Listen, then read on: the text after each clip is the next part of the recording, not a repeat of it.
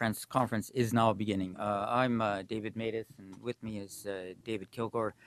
We've been asked to investigate allegations that there has been harvesting of organs of Falun Gong in China. That the donors, the Falun Gong donors, are unwilling. Then they have been executed in the process, either for the purpose of the transplants or after the transplants, and that their bodies are cremated. That was the allegation we were asked to investigate.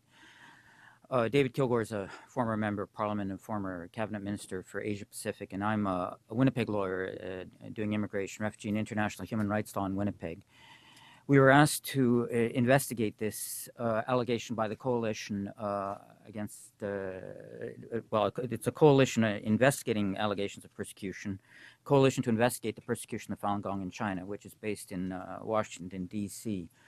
We were asked to do this a couple months ago, and we have now done our investigation, and we're producing this report. This report is available in hard copy here. It's also available online. You can get it at the internet. The site address is investigation.redirectme.net. For the purpose of our investigation, what we did is we tried to basically look at every avenue of proof or disproof we could find. We were not paid. We were doing this as volunteers, and we're not associated officially with anyone. We're just acting independently from everyone and doing this investigation. We pursued every investigative trail we could find. In the report, you will see that there are 18 different avenues of proof and disproof we considered and evaluated. Our bottom line conclusion, after considering everything as best we could, was that the allegations are true. We believe them to be true, that this harvesting is indeed happening. That conclusion comes not from any one of these different 18 categories of evidence that we looked at, but by assessing everything all together. Altogether, they paint a whole picture. All the evidence we looked at either corroborated the allegations, or in some cases where we were looking at possible disproof, did not disprove the allegations. Some of the evidence is very compelling indeed, and David Kilgore will talk to you about it in a minute. But let me just run through the basic questions: what the allegation is, and what we found. We found that this is happening in the period since the persecution of Falun Gong began, from 2000 to the current day. We found that it's happening throughout China, not just in one location. We have a map where we have identified places where there's actual admissions through investigator phone calls, and that map is in the report, and you can see that the map shows locations throughout China. The numbers, of course, this is an estimate because China does not publish these statistics, but we estimate that in the period between 2000 and 2005, there are 41,500 transplants which have no other explained source. And how we arrive at that figure you can see through the report, but that's our estimate of the numbers. Why it's happening, of course, this is not an announced policy, so we're left to, in that area, we can't come to any firm conclusions, but one thing we can say for sure is that this is an area where there's a lot of money to be made. That's one factor, and this is also a group that is extremely depersonalized, vilified, and marginalized. The allegation and our findings are shocking. I mean, to us, this is a form of evil we have yet to see on this planet.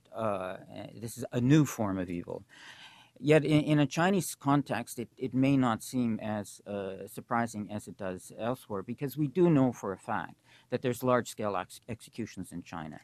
We do know for a fact that executed prisoners have their organs harvested unwilling, without their consent. We do know for a fact that the Falun Gong are depersonalized, dehumanized, and marginalized, repressed, persecuted, both in word and in deed, in the most vile ways possible. For this sort of allegation to be true in Canada would involve a very large step from where we are. But in China, it's not that big a step from where China has been. Now, I'm going to let David Kilgore talk a bit about the evidence, and then we'll open it up to questions. Thank you.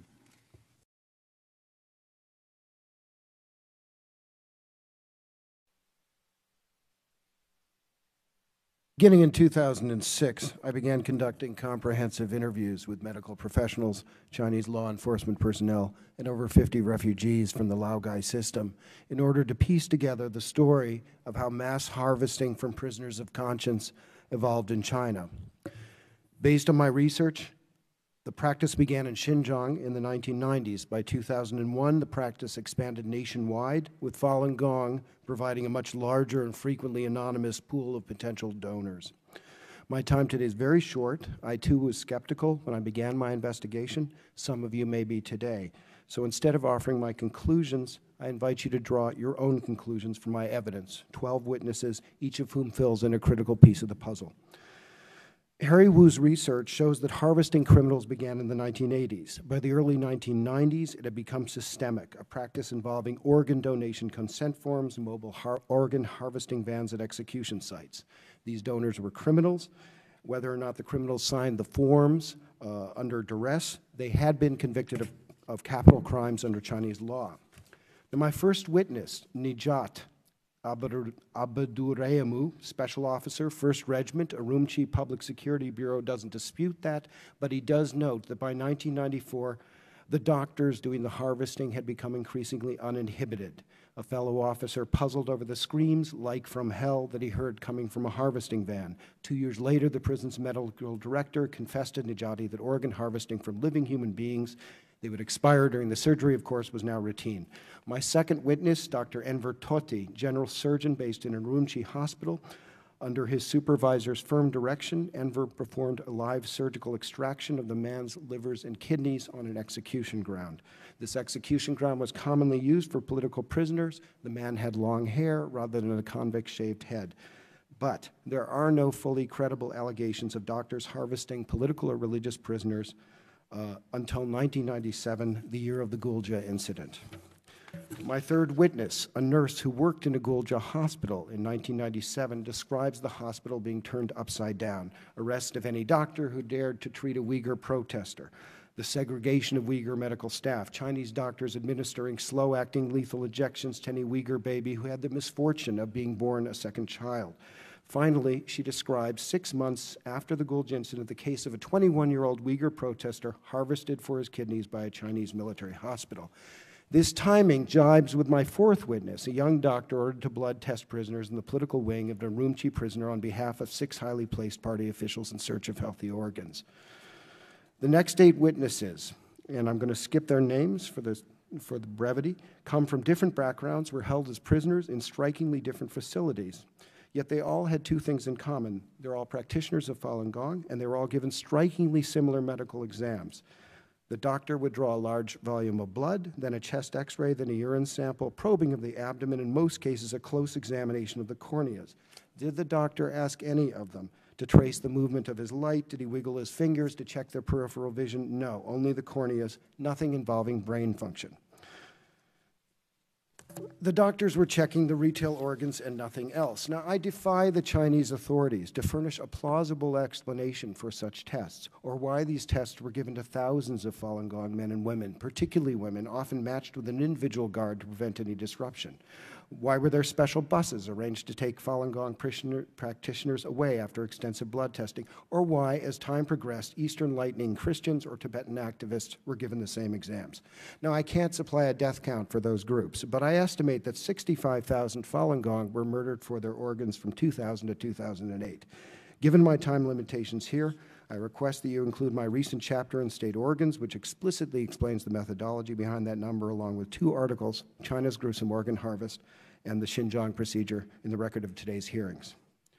Anyone who reads this material will quickly grasp the obvious. The demand for the harvesting of political prisoners came not from triads, but aging party cadres. China is a surveillance state. It is aimed at observing party members and the military. Wang Lijun himself was given an award for medical innovation in organ harvesting, so Party Central knew about this. This was state-run, and any reader will quickly grasp why the Quit the Party movement cannot be a Reform the Party movement. Ultimately, my writing and my testimony cannot do justice to these 12 witnesses. But I can report one thing with certainty. Every one of these witnesses that I mentioned has consented to testify openly before this committee. Now, the fact is, these witnesses have begun to realize their strength in the collective narrative and end transparency, particularly in the West, and particular if the U.S. government facilitates this transparency. Sadly, little support has come forward in the 6 years since these first allegations have surfaced. Much more evidence has accumulated since that time, but our government has done little. So I believe a tragedy is being played out, even in this hearing today. For in the final analysis, these witnesses are the men and women who should be sitting in this chair today, not me.